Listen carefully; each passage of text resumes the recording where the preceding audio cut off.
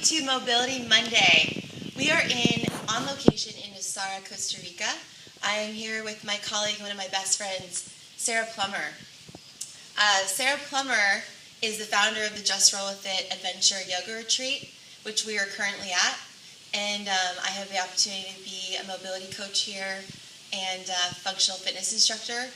So Sarah is a pretty special individual. She has been practicing yoga for quite a while, is a yoga instructor, and she is an author and a speaker and the owner of sempersarah.com, as well as Just Roll With It. So you can definitely check her out on sempersarah.com. Today, though, we have a special thing that we're going to talk about. Both of us, I speak kind of weightlifting language and gymnastics and endurance. Sarah, being a phenomenal athlete herself, speaks the language of yoga. So we're going to kind of combine efforts here and talk about pelvic mobility and pelvic function. So the pelvis, as you guys know and have heard me speak before, and Dr. Kelly Starrett speak, is very important when you load up and get ready for a lift. If you lack pelvic alignment in any way, if you're overextended or rounded, it can decrease your force production and also set you up for injury. So what we're going to talk about today is, one, you need to ask yourself, are you set up in a correct position before you do any kind of lift, any kind of gymnastics movement, and any kind of endurance activity? Are you in alignment? And two, through the movement, are you able to maintain that alignment? And so Sarah today is going to talk about two things which she sees in yoga practice as well, that common pelvic faults, and how to fix it. And for you Olympic weightlifters who are doing more dynamic movements, can practice these poses in yoga to help you with the lifts. And you might surprise yourself and find that some of these positions are very similar. Okay, so two examples that come to mind in yoga are with our basic lunge, or what in yoga we call crescent lunge, or kind of the foundation for some of the warrior postures, and then also something that we call chair. So those are kind of the layman's terms for these two postures. So I'm going to give a little example of each one by one. So let's say we're kind of going through our vinyasa flow in yoga, right? We come up and out and down, and then we step back and we're ready to go from our low lunge up to our high lunge. A lot of people are just going to pop up from here, and the belly's almost resting on top of the thigh.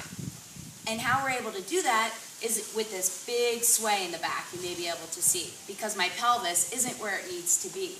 But people like getting here because they feel like I'm real low, and they see the cue of the knee over the ankle, which is often given, and think I'm good.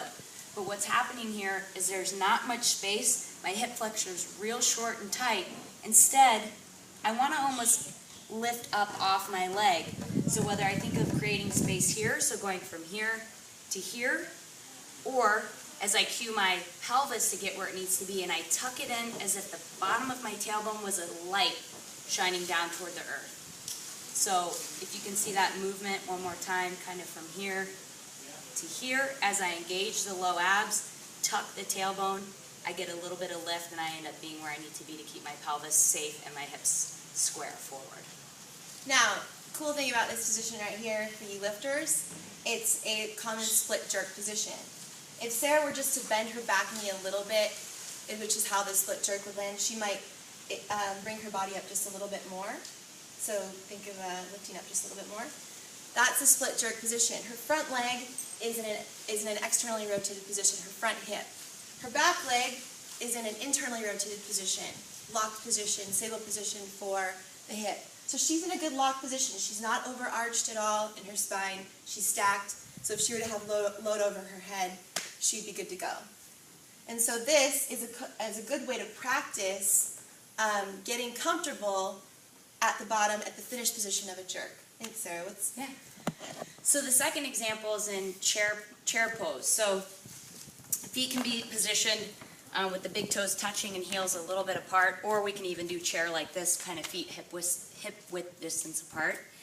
And so a lot of times here too, people are going to want to go boop and sink right back, feel like, hey man, I'm low, I'm burning it out in this. They do it in yoga too, whether that's in yoga or weightlifting. Booty's out, they think they're good. Instead, I've got a lot of pressure on my low back here, even I can feel it. If I tuck the tailbone in, so get that light shining down, low abs kind of pulling things forward, then I might be a little higher here, but my hips and back are a lot more stable and a lot less pain, and I can actually stay here longer. Yeah, so if you notice her spine, it's pretty much stacked right here.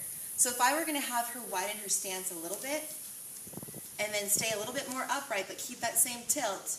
Now, if she were to put her arms overhead, guys, this is a good overhead squat. So this is the way you should appear, which is even a little bit lower, but she's still going to have to maintain that neutral position all the way down versus when she goes down overarching, which is a common fault both in the chair pose and an overhead squat. So, not to say the chair pose is directly transferable to the overhead squat. However, if you want to build motor control and strength in positions that activate the same muscle tissue, that's a great way to practice. So, again, you guys, yoga, weightlifting, gymnastics, and endurance, they all speak the same language. You all have to hold stable positions, and especially with the pelvis, it's the control center. So both Sarah and I, who have been practicing for a while, coaching different things, have kind of collaborated and are working to help people in this area. So awesome to be here in Costa, Costa Rica. Going to be back in San Diego next week. Thank you so much for doing this with me. And we'll have more this week, more videos coming out. So have a great day.